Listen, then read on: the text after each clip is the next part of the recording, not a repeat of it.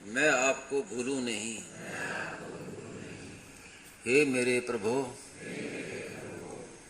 मैं आपको भूलूं नहीं। हे मेरे स्वामिन, मैं आपको भूलूं नहीं।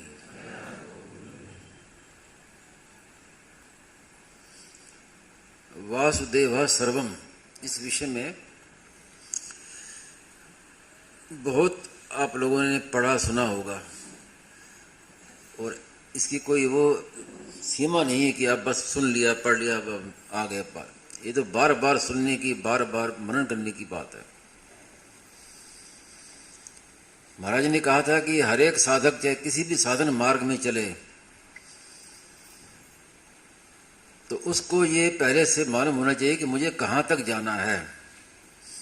जैसे हम कहीं जाते हैं तो हमारा एक लक्ष्य रहता है कि ये हमें यहाँ तक पहुँचना है, बस वहाँ जहाँ हमारी पूर्णता हो जाएगी। तो हर एक साधन में अंत में यहाँ वासुदेव सर्वम तक पहुँचना है। वासुदेव सर्वम, ये अंतिम पड़ाव है। और इसको स्वामी जी महाराज ने बड़ा सुगम कहा है। वैसे बड़ा कठिन दिखता है लेकिन कठिन है नहीं।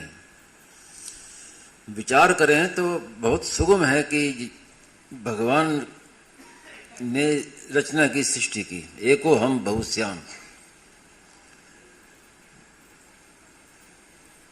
एक भगवान के सिवाय कुछ था नहीं और भगवान ने संसार की रचना की।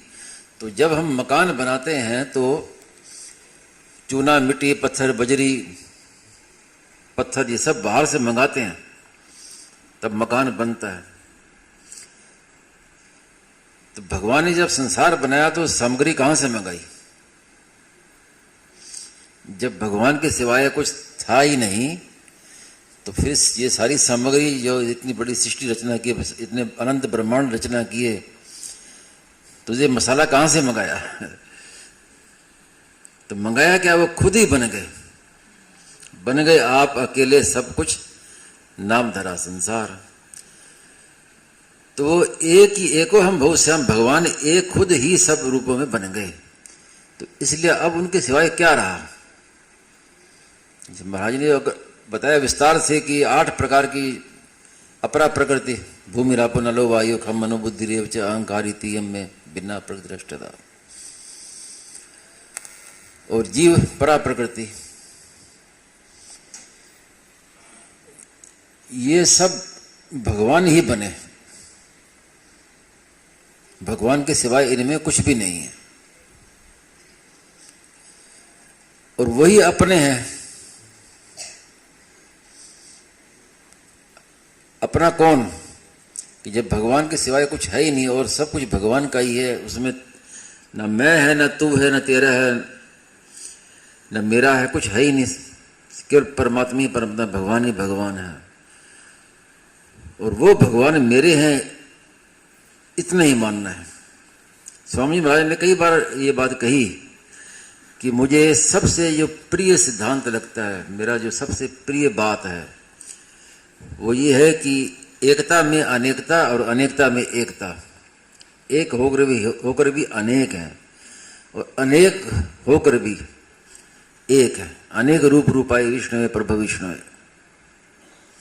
अनेकता की कोई सीमा नहीं है, अनंत रूप, लेकिन अनंत होते हुए भी है सब एक ही। किसी ने पूछा महाराज जी कि ये अनुभव कैसे हो, वासुदेव सर्वम, सब भगवान ही, अनुभव कैसे हो? तो महाराज ने कहा कि ये अनुभव की बात ही नहीं है, ये तो मान लो आप, ये मानने की बात है। मानना है, दृढ़ता होनी चाहिए इसमें कि भगवान के सिवाय कुछ भी नहीं है। व्यवहार यथा योग्य करना है, सम दृष्टि सम होनी चाहिए कि एक परमात्मा के सिवाय कुछ नहीं है। लेकिन जब व्यवहार करेंगे तो वो यथा योग्य। व्यवहार में समता नहीं, वो तो पशुता हो जाएगी। और आपसे पहले कई बार ये बात कही है कि किसी ने स्वामी जी महाराज से पूछा था कि आप किसके उपासक हैं, राम के कि कृष्ण के कि गणेश जी के कि शंकर के, किसके उपासक हैं? तो स्वामी जी ने कहा कि मैं है का उपासक हूं। है, बस सत्ता मात्र।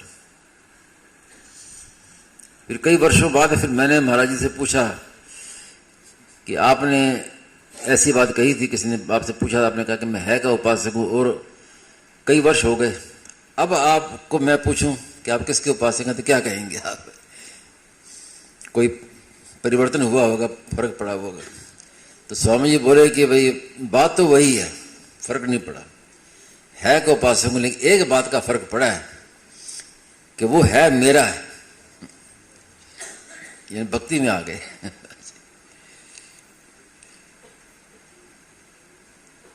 तो मेरा है, ये है खास बात।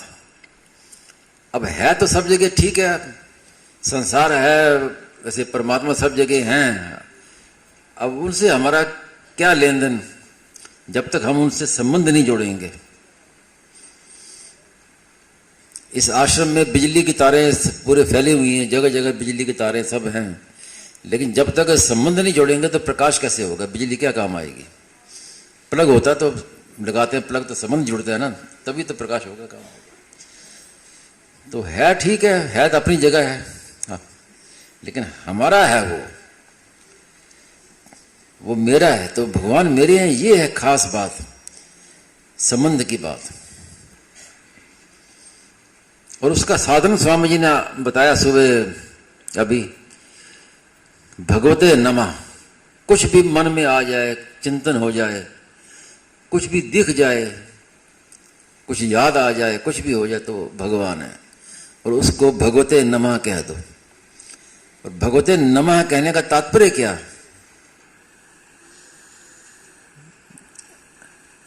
तात्पर्य होना चाहिए कि भगवते नमः ठीक है, भगवान सब कुछ है, लेकिन हम नमः, भगवते नमः, नमः इसका तात्पर्य है शरणागति।